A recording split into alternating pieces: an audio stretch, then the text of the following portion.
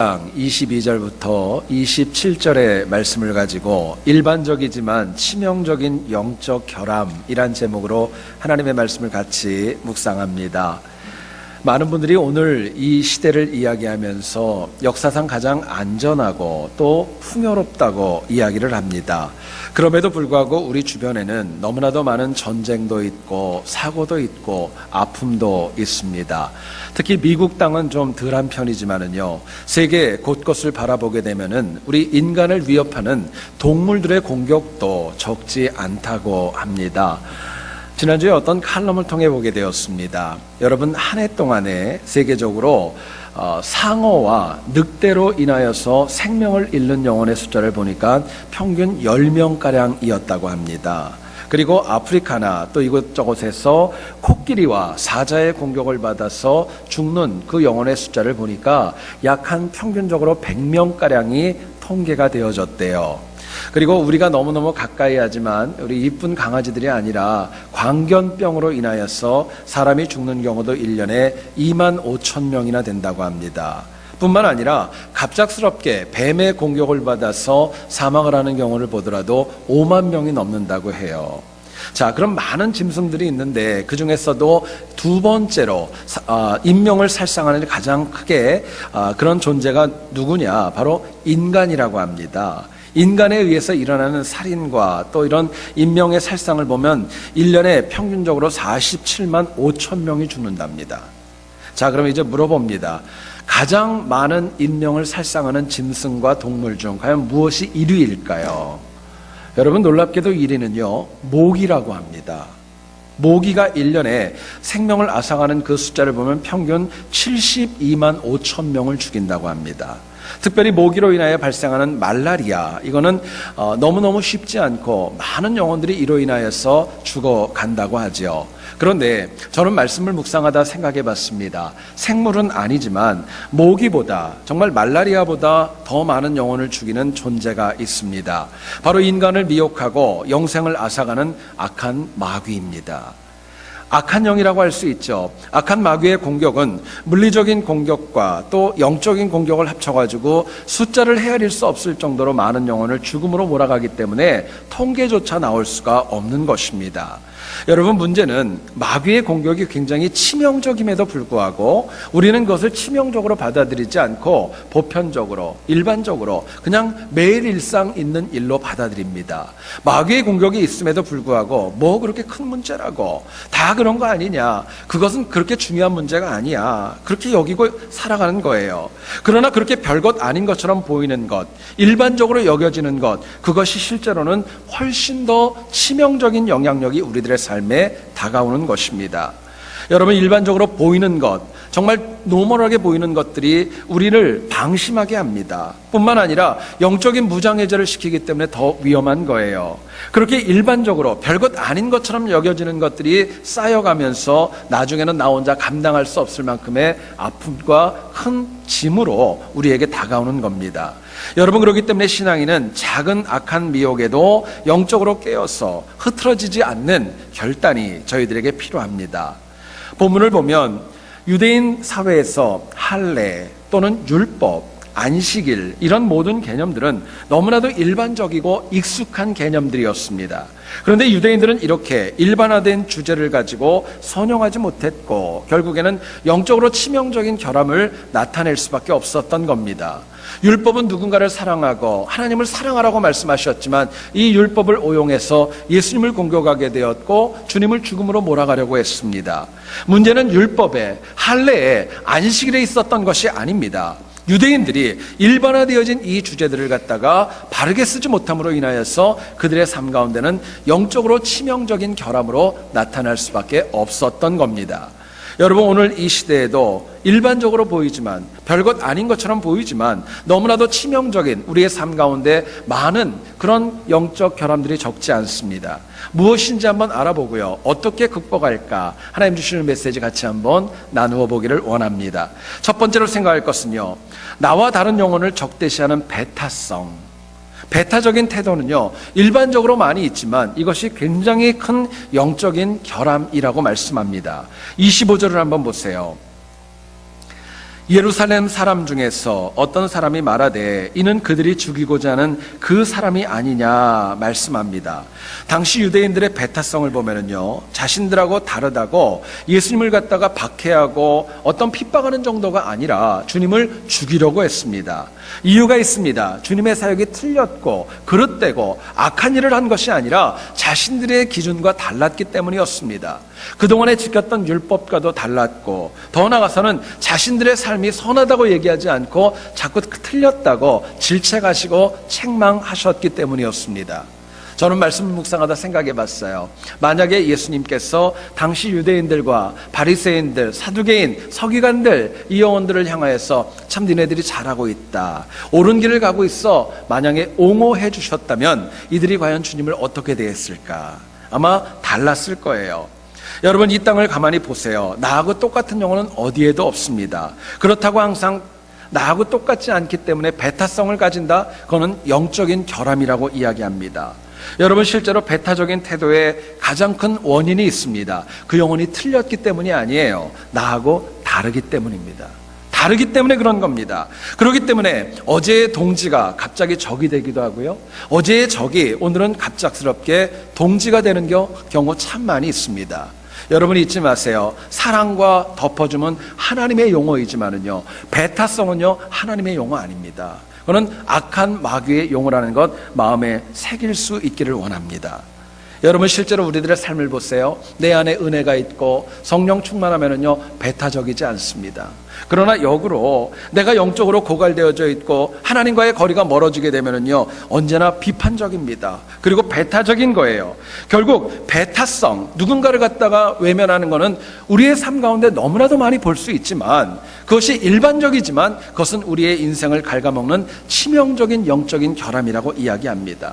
여러분, 배타적이면은요 사람이 부정적이 됩니다. 합력하지 못합니다. 미워하는 거예요. 더 나아가서는 견제하게 되고 함께 클 수 있음에도 불구하고 성장을 가로막는 악한 영향을 주는 것입니다. 자, 그렇다면 우리가 나와 다름을 적대시하는 그 배타성, 배타적인 태도 어떻게 이길까요? 무엇을 통하여 이길까요? 뭐가 필요할까 묻게 됩니다. 본문은 저희들에게 이렇게 얘기를 합니다. 자기 의로움을 이겨야, 자기가 가지고 있는 의롭다는 그 인식을 극복하고 믿음으로 이겨나가야 비로소 배타적이지 않고, 더 나아가서는요 치명적인 영적 결함에서 이길 수 있는 것입니다. 23절을 한번 보세요. 모세의 율법을 범하지 아니하려고 사람이 안식일에도 할례를 받는 일이 있거든 내가 안식일에 사람의 전신을 건전하게 한 것으로 너희가 내게 노여워하느냐. 예수님께서 말씀합니다. 여러분, 참 희한하고 아이러니합니다. 율법을 보면은요 할례를 행하는 것, 그거는 괜찮다는 거예요. 문제가 없다는 거예요. 그러나 예수님께서 안식일에 누군가의 병자를 깨끗하게 전신을 치유해 주는 것, 이거는 율법을 어기는 거고 문제가 있다고 얘기하는 것입니다. 안식일에 행하는 할례는 옳지만 주님의 치유 사역은 틀렸다고 얘기하는 것입니다. 여러분, 유대인들이 왜 그랬을까요? 그들이 그동안에 지켜왔었던 영적인 전통과 신앙이 나름대로 항상 온전하고 틀리지 않았다고 하는 자기 의로움이 강했던 것입니다. 이게 너무 강하니까, 자기 의로움이 너무 강하니까 어쩌면 율법의 본질에 더 맞게 살아가시는 예수님을 배타적이고 공격하고 죽이려고 했던 것입니다. 여러분, 자기 의로움이라는 단어 우리가 참 많이 듣습니다. 뭐라고 생각을 하세요? 자기 의로움은 딴 거 아닙니다. 복음의 본질보다도 내가 배우고 아는 내 경험, 내 지식이 더 우선이라는 것입니다. 복음보다도 내게 더 먼저라는 거예요. 자기 의로움은요 내가 가장 잘 믿고 내가 가장 신실하고 그렇기 때문에 누군가를 정죄하고 평가해도 문제의식이 없습니다. 내 눈 안에 있는 들보는 못 보는데 타인의 눈에 있는 티는 바라보고 지적하는 게, 그게 자기 의로움입니다. 내가 언제나 의롭기 때문에 나는 더 이상 배울 거 없다고 생각합니다. 잘할 것도 없다고 생각을 해요. 실상은 제자리 걸음이고 어쩌면 퇴보함에도 불구하고 나는 잘 믿고 있다고 자기 착각 속에 살아가는 것, 그게 바로 자기 의로움의 치명적인 영적인 결함입니다. 근데 여러분 생각해 보세요. 사람마다 정도의 차이는 있지만 저나 여러분들 다 있습니다. 정도의 차이는 있지만 우리 모두에게는 자기 의로움이 다 있는 거예요. 여러분, 사울을 아시죠? 스데반의 죽음을 당연하게 여겼던 영혼입니다. 얼마나 극성스러웠나요? 사도행전 8장 3절을 보면 사울이 교회를 진멸할세 각 집에 들어가 남녀를 끌어다가 옥에 넘기니라 이야기해요. 사도행전 9장 2절을 보면 이 사울이 얼마나 극성스러웠냐면요, 여전히 위협과 살기가 등등했다 이야기할 정도로 굉장히 강한 성품이었습니다. 여러분, 사울은 율법을 모르지 않았어요. 하나님을 사랑하고 이웃을 사랑하는 율법을 너무너무 잘 알았지만 왜 이렇게까지 살기등등하고 위협적인 존재가 되었을까요? 사울의 마음에는 예수님의 교훈이 자기와 다르기 때문에 받아들일 수가 없었던 겁니다. 그거를 빨리 박멸해야지, 그래야 율법이 쓴다고 하는 그 마음이 있었던 것입니다. 자신에게는 그것이 의무감이었지만 외적으로 보게 되면요, 철저한 자기 의로움에 사울은 붙잡혀 있었던 겁니다. 여러분, 이렇게 자기 의로움이 있으니까요, 스데반을 죽음으로 몰아가도 아무런 가치가 없습니다. 자기 의로움이 너무 강하니까 신앙인을 박해하고 그들의 가정을 파괴하고 그들의 삶을 힘들게 해도 아무런 문제의식이 없는 것입니다. 여러분, 결국 주님은 그 영혼을 내버려 두지 않으셨죠. 다메섹 도상에서 만나주셨고 자기 의로움으로 똘똘 뭉쳐진 그 영혼을 책망하시고 변화시켜 주시는 은혜로 채워주셨던 겁니다. 여러분, 의로움이라는 단어를 생각해 보세요. 의로움은요, 인간을 향하는 단어 아닙니다. 의로움은요, 하나님만 해당되는 것입니다. 어느 누가 의롭다고 할겠어요? 하나님만 의로운 것입니다. 그렇기 때문에 인간은 자기 의로움에 빠져 살아가는 것은 범죄이고 악한 것입니다. 어떤 목사님께서 길을 가는데 아이들 몇 명이 모여가지고 서로 옥신각신을 하고 있었습니다. 왜 그러냐 물어봤더니 길거리에서 다니는 고양이 한 마리를 주워가지고 서로 아이들이 누가 주인인가 이야기를 했던 거예요. 아이들한테 물어봤습니다. 무슨 기준으로 너희가 주인을 찾느냐 물어봤더니 아이들 중에 하나가 그러더랍니다. 거짓말을 제일 크게 하는 아이가 고양이의 주인이 됩니다. 그리고 이야기를 하더랍니다. 목사님이 그것이 마음에 들지 않았어요. 그래서 아이들한테 얘기를 합니다. 야, 너희들 그렇게 하면 되겠냐고 꾸짖으시면서 한마디를 하셨습니다. 나는 니네 나이 때 거짓말이라는 거자도 몰랐어. 나는 한 번도 거짓말을 한 적이 없어. 이야기를 했습니다. 그러자 아이들이 이구동성으로 얘기했답니다. 이 고양이 목사님 드리자. 이 고양이 목사님 드리자. 그리고 목사님을 드렸대요. 여러분, 생각해 보세요. 하나님께서는요, 자기 의로움에 빠진 영혼은요, 기뻐하지 않습니다. 책망하세요. 꾸짖습니다.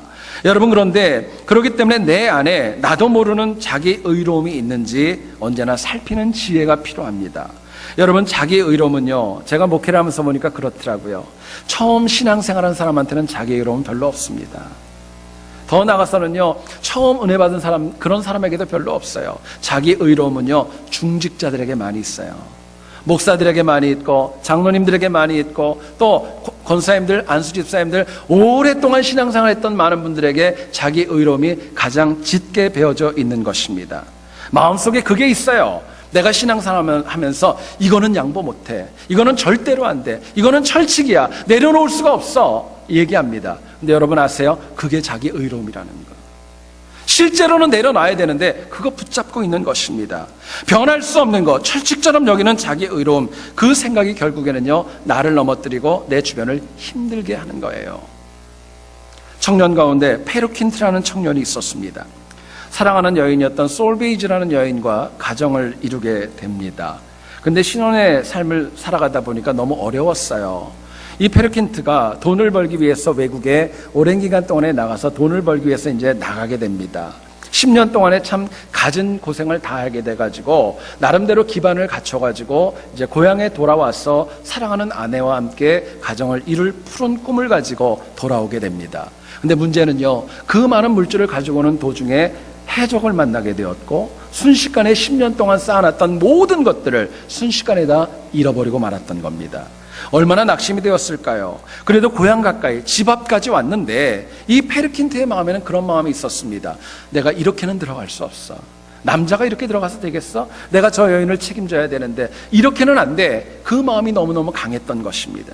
집 앞까지 왔다가 걸음을 되돌립니다. 다시 외국으로 나갔어요. 원하는 대로 일이 되지 않았습니다. 평생을 노숙자처럼 정말 어렵고 힘들고 비참하게 살았습니다. 마지막에 인생의 부분이 되었을 때 혼자 결단을 합니다. 이렇게 죽을 수는 없어. 그래도 집에 가서 죽어야 되지 않을까 하고 용기를 내서 고향으로 돌아왔습니다. 옛날 살았던 집에 도착하고 보니까 다 쓰러져가는 작은 집이고, 또 창가로 보니까 희미한 불빛 가운데 웬 여인 하나가 정말 노인이 돼가지고 바느질을 하고 있는 거예요. 자세히 보니까 그 오랫동안 떨어져 있었던 사랑하는 아내 솔베이지였던 것입니다. 결국에는 안으로 들어가요. 만나게 됩니다. 서로 부둥켜 안고 한없이 울게 돼요. 근데 참 마음 아픈 것은요, 페르킨트가 솔베이지의 품에 안겨가지고 며칠 못 살고 사망하고 이 땅의 삶을 다하게 되는 것입니다. 여러분, 그 글을 보면서 생각해 봤어요. 이 페르킨트의 마음에는요, 그런 생각이 있었습니다. 내가 아무것도 없이는 갈 수가 없어. 내가 이것은 안 돼. 이렇게 들어가서는 아내에게 기쁨이 안 돼. 이 마음, 자기 생각, 자기 의로움, 이게 너무너무 강했던 것입니다. 근데 여러분, 만약에 이 페르킨트가 자기 의로움과 자기 생각을 내려놓고 용기 있게 집에 가서 솔베이지와 다시 시작을 했다면 어쩌면 그 가정의 이야기는 달라졌을 것입니다. 여러분, 자기 의로움은요, 자기는 물론이고 타인조차 죽이는 가장 치명적인 영적인 결함입니다. 이기셔야 돼요. 하나님의 은혜는 정말 자기 의로움에 갇혀 있지 않고 깨진 영혼에 대한 임하는 특징이 있는 것입니다. 여러분, 자기 의로움은요, 다른 곳에서 이길 수 없어요. 내가 온전하지 않다는 겸손을 가질 때 시작되어지는 것입니다. 여러분, 그렇기 때문에 일반적이지만 치명적인 자기 의로움을 이기려면요, 구체적인 방법을 같이 나눕니다. 간절히 하나님 말씀으로 채우시는 거예요. 내 비워진 마음, 내 의로움을 내려놓은 그 자리에 하나님의 말씀으로 채우는 것입니다. 그 자리를 말씀으로 채우면요, 치명적인 영적인 결함 넉넉히 이기고도 남을 수 있기 때문에 그렇습니다. 여러분, 돌아오는 화요일부터 저희 교회에서 이제 성경 일독 학교를 시작을 합니다. 하나님의 말씀이 신구약 성경을 15주 동안에 저희들이 같이 읽고 성경의 구조를 공부하면서 말씀을 접하려고 합니다. 여러분, 바쁘신 거 압니다. 이민자로 분주한 것도 압니다. 그러나 내 삶이 하나님의 말씀으로 채워져야 내 자기 의로움과 아집과 고집을 이길 수 있습니다. 말씀만이 내 인생을 이끌어가는 등불이기 때문에, 나를 바로 세울 수 있기 때문에 그 말씀이 나에게 필요한 것입니다. 여러분, 과거에 내가 어떤 자기 의로움, 내 문제, 이건 다 이제 뒤로 하세요. 정말 중요한 것은 남은 우리의 삶이 내 의로움이 아니라 하나님의 말씀으로 채워질 때 비로소 내가 겪을 수 있는 치명적인 영적 결함 다 이기고 남을 줄 믿습니다. 여러분, 남은 우리의 삶이 정말 가장 치명적인 자기 의로움으로 인한 배타성 넉넉히 이기고 승리하는 우리 모두 될 수 있기를 주의 이름으로 축원드립니다. 두 번째로 생각할 것은요, 우리가 겉만 보고 결정하는 경솔함, 겉으로만 보는 거, 이게 바로 일반적이지만 우리가 빠질 수 있는 영적인 결함이라고 도전합니다. 본문 24절을 보세요. 외모로 판단하지 말고 공의롭게 판단하라 말씀합니다. 당시 유대인들은 예수님의 말씀을 들었지만 그분의 말씀이 가지는 권위를 인정하지 않았습니다. 이유가 있었다면 예수님께서는 인정받는 유대 땅이 아니라 천대받는 갈릴리 출신이었었고, 랍비도 아니었었고, 나이도 많지 않은 청년이었기 때문이었습니다. 그렇기 때문에 예수님께서 가까이 왔을 때 초막절, 오늘 본문에서 얘기하는 거예요. 저분이 그를 아나? 그를 모르나? 이게 중요했고, 저 영혼이 누구 아들이야? 여기에 중요했던 것입니다. 전하는 말씀과 핵심은 다 놓고 겉으로 드러난 것만 바라보는 유대인들의 영적 결함이 있었던 것입니다. 여러분, 그렇기 때문에요, 그들은 하나님을 외면할 수밖에 없었고 하나님의 말씀이 있었지만 자기의 것으로 받아들이지 못했던 것입니다. 저는 말씀을 묵상하면서 생각해 봤어요. 만약에 유대인들이 한 번이라도 예수님의 말씀을 진지하게 들었다면 어땠을까? 만약에 율법의 근본 정신과 주님의 말씀이 어떤 관계가 있는가 그들이 깊게 묵상하고 고찰했으면 어땠을까? 여러분, 안타깝게도요, 유대인들은 예수님이 싫었습니다. 그래서 진지하게 주님의 말씀을 전혀 상고하지 않았던 것입니다. 그래서 속과 알맹이가 아니라 겉과 껍질만 바라보고 주님을 외면하게 되었고, 결국에는 그 영적인 결함으로 인하여서 주님을 십자가의 죽음으로 몰아갔던 것입니다. 최근에 한국에서 굉장히 많이 유행하는 단어가 있다고 합니다. 카푸어 또는 하우스푸어라는 단어가 있대요. 여러분, 푸어라는 단어가 뭐죠? 가난하다는 뜻 아닙니까? 근데 하우스푸어, 카푸어라는 말이 있대요. 이게 무슨 말이냐? 지금 현실에 살아가는 내 생활은 너무너무 힘들고 곤고하지만 기죽지 않으려고, 또 겉으로 드러나는 그 체면 때문에 과하게 집을 사놓고 정말 좋은 차를 굴리면서 그렇게 살아가는 것입니다. 자녀들에게도요, 정말 힘들고 어렵지만은요, 기죽이지 않기 위해서 자기 체면 때문에 카푸어, 하우스푸어로 인해서 너무너무 힘들게 산다는 거예요. 여러분, 실제로 얼마 전에 보니까 최근 한국에서 각 가정마다 가지고 있는 빚을 계산해 보니까요, 역대 최고치랍니다. 한국은 지금 너무너무 어렵고 힘들고 괴롭지만은요, 속이 아니라 정말 겉으로 보이는 것에 집착하면서 많은 영혼들이 넘어지고 영적인 결함으로 인하여 힘들어하며 살아간다는 것이지요. 여러분, 한국만 그렇습니까? 우리는 어떤지 모르겠어요. 자, 그렇다면 우리가 겉만 보고 결정하는 경솔한 거, 이거 어떻게 하면 이길 수 있을까요? 본문은 저희들에게 이야기합니다. 우리에게 본질을 보라고 얘기를 합니다. 겉이 아니라 속을 보는 거예요. 본문 22절입니다. 모세가 너희에게 할례를 행하였으니 그러나 할례는 모세에게서 난 것이 아니요 조상들에게서 난 것이라 말씀합니다. 여러분, 할례는 하나님의 백성들이 하나님의 백성이라는 그 사인을 육체에 남기는 것입니다. 아시는 대로 모세 때 시작되어진 것이 아니라 아브라함 때 시작되어진 것입니다. 그렇기 때문에 할례는 율법보다도 먼저 만들어진 제도였어요. 그런데 유대인은 율법은 강조하면서 할례의 본질보다는 외적인 것에만 많이 집착하고 있었던 겁니다. 실제로 예수님 당시에는요, 복음을 믿느냐 이게 중요한 거 아니었어요. 할례를 받으면 구원받고 할례 받지 않으면 구원받지 못한다, 이 주장이 펴질 정도로 너무나도 많은 형식적인 모습이 강했던 것입니다. 여러분, 우리가 이 땅을 살아갈 때 본질을 보는 지혜가 필요합니다. 본질을 보는 게 필요해요. 문제는 본질을 바로 알지도 못하면서 내 마음대로 겉으로만 집착하기 때문에 우리가 넘어지는 것입니다. 그러나 본질을 보는 영혼들은요, 경거망동하지 않습니다. 진득합니다. 믿음의 자리를 지킬 수 있는 것입니다. 그런데 현대인의 문제가 있어요. 우리는 본질을 정말 너무너무 중요한데 복잡하다고, 머리 아프다고, 이거는 아니라고 그러면서 외면할 때도 적지 않습니다. 많은 분들이 그렇게 얘기하더라고요. 이거는 손해 없으면 그냥 대충 하자고, 대세가 아니라면 그냥 넘어가자고. 그리고 본질조차도 그렇기 때문에 외면해서 힘들어지는 경우가 적지 않은 것입니다. 작은 일의 본질을 잃어버리기 시작하면요, 나중에는 아무것도 얻을 수 없는 그 지경까지 가고 마는 것입니다. 여러분, 겉만 보지 마세요. 진짜 봐야 될 것은 아니고 본질이고 근본인 것입니다. 어떤 할머니가 5살짜리 아이와 함께 저녁을 먹고 아이를 씻기면서 함께 양치질을 하게 되었습니다. 그리고 이렇게 목욕탕에서 같이 양치질을 하는데 아이는 열심히 자기 나름대로 이빨을 닦고 있었어요. 근데 할머니는 연세가 있기 때문에 자기 본 이빨이 아니라 틀리셨던 거예요. 여러분, 틀리 있는 분들은 그냥 닦지 않고 어떻게 해요? 빼가지고 아이 앞에서 이걸 닦으셨던 거예요.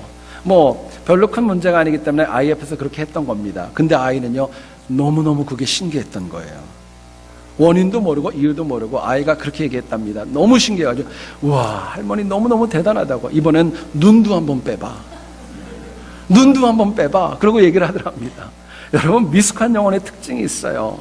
뭐냐면은요, 본질을 외면하고요, 겉만 봅니다. 보이는 것만 보는 거예요. 근데 본질을 보지 못하는 태도는 결국에는 감출 수 없고 반드시 치명적인 영적 결함으로 나타날 수밖에 없습니다. 예수님께서 하신 비유 가운데 포도원 품꾼의 비유가 있지요. 포도원 주인이 거리에 사람들을 고용합니다. 하루에 한 데나리온의 품삯을 주기로 약속을 하지요. 어떤 영혼은 아침 9시부터 왔고, 어떤 영혼은 정오부터 왔고, 어떤 영혼은 오후 3시, 어떤 영혼은 오후 5시부터 와서 1시간만 일을 하고 똑같은 돈을 받게 됩니다. 제일 억울한 영혼이 누굴까요? 아침부터 일찍 왔던 영혼이 마음에 들지 않았던 거예요. 주인에게 와서 얘기를 합니다. 나는 오래 일했고 저 사람은 1시간밖에 일하지 않았는데 어떻게 똑같이 줄 수 있냐고, 나한테 더 많이 줘야 되지 않냐고 항의를 하게 됩니다. 주인이 얘기를 하지요. 하루 품삯으로 한 데나리온을 결정했기 때문에 문제가 없다고 이야기를 합니다. 자, 주인과 이 일꾼들의 차이가 뭘까요? 하나는 본질을 받고 하나는 겉만 보았던 것입니다. 주인은 일을 시키고 원칙과 정말 똑같은 돈을 주겠다는 그 본질과 원칙을 보았는데요, 이 일꾼들은요, 겉으로 드러난 환경과 상황에 집착을 합니다. 외적으로 드러난 거, 늦게 왔던 그 영혼들 게으르다는 거예요. 무시하는 겁니다. 여러분, 마침내 이 차이 때문에 결국에는 주인이 얘기했던 본질과 원칙 때문에 그 종들은요, 나중에 한 데나리온을 받고도 아무도 말할 수 없었다는 것입니다. 여러분, 관점 한번 생각해 보세요. 똑같은 시대, 똑같은 장소, 똑같은 영혼을 통해 말씀을 들어도요, 다 똑같은 관점으로 살 수 있는 거 아닙니다. 본질을 보는 영혼은 넘어지지 않습니다. 그러나 본질을 잃어버린 영혼은요, 뭘 해도 넘어지는 거예요. 바르게 될 수 없는 것입니다. 문제는 너무나도 많은 영혼들이 본질을 보기를 원하고 근본을 붙잡기를 원하지만 그것을 붙잡지 못하고 살 때가 너무나도 많이 있다는 데 있습니다. 미국의 유명한 칼럼니스트 가운데 하나인 아담 잭슨이라는 분이 사물과 현상의 이면을 뜻하는 플립사이드라는 책을 썼습니다. 이 플립사이드, 이 책을 보게 되면은 이 잭슨은 그런 얘기를 합니다. 성공한 사람들의 그 원인을 보게 되면은요, 주변에 남들은 외면할 수 있는 어떤 이면적인 그런 것을 바라보고 기회를 붙잡았다는 거예요. 한 예로 이런 얘기를 합니다. 사이먼 포첼이라는 사람이 자전거 사고로 인하여서 치아를 다쳤습니다. 임플란트 치료가 필요했던 거예요. 근데 이분이 영국에서 만약에 치료를 받게 되면 그 비용이 2만 불가량이 들고 헝가리에서 받는다면 불과 4천 불밖에 들지 않는다는 것입니다. 자, 이제 물어봅니다. 어디로 가시겠어요? 너무 어려운 질문을 했나요? 여러분, 헝가리로 가지 않겠어요? 이 사이먼 퍼첼이라는 분이요, 어떤 일을 하느냐, 자기가 치아를 다친 그것, 그 이면에 있는 그 기회를 보고 나서 헝가리에 있는 그 좋은 의료기술을 유럽 곳곳에 알리고 홍보하고 소개하는 비즈니스를 시작합니다. 나중에는요, 엄청난 거부가 될 수 있었던 겁니다. 여러분, 살면서 우리가 만나는 많은 난제와 실패가 우리에게 있습니다. 그런데요, 이면, 옆에 있는 다른 면을 보게 되면요, 그 안에는 기회도 있습니다. 하나님이 주시는 은혜가 있는 거예요. 근데 더 중요한 것이 있습니다. 여러분, 이면을 봐도 기회가 있다면, 근본과 본질을 본다면 얼마나 더 큰 은혜가 있겠어요. 그거는 온전하기 때문에 절대로 흔들리지 않는다는 것입니다. 여러분, 이면은요, 흔들릴 수 있어요. 근데 본질과 근본은 안 흔들리는 것입니다. 여러분, 그렇기 때문에 우리가 정말 중요한 것은요, 어떻게 그렇다면 본질을 볼 수 있을까? 내가 공부를 많이 하고 지혜를 가지고 학문적인 연구? 아니요. 본질을 보려면요, 하나님이 주시는 믿음이 있어야 됩니다. 믿음의 눈으로 바라볼 때에 비로소 하나님 주시는 온전한 본질을 바라볼 수 있기 때문에 그렇습니다. 여러분, 우리가 폐역한 이 땅을 살아갈 때 신실한 믿음만이 세상이 아니라 세상보다 위에 있고 온전한 본질을 바라볼 수 있기 때문에 그렇습니다. 여러분, 그렇기 때문에 믿음은 참 소중해요.